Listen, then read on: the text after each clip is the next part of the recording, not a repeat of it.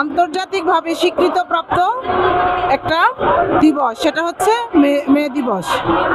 শ্রমিকদের এই দিনে শ্রমিকদের অধিকার আদায়ের জন্য শ্রমিকরা অনেক শ্রমিক আন্দোলন করে জীবন দিয়েছিল। মে দিবস একটা জাতীয় দিবস।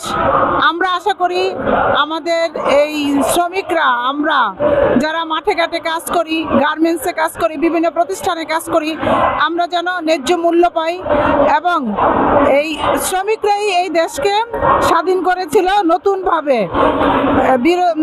শেখ হাসিনাকে দেশ থেকে উচ্ছেদ করেছিল এই শ্রমিকরাই, ছাত্রদের মাঝে থেকে।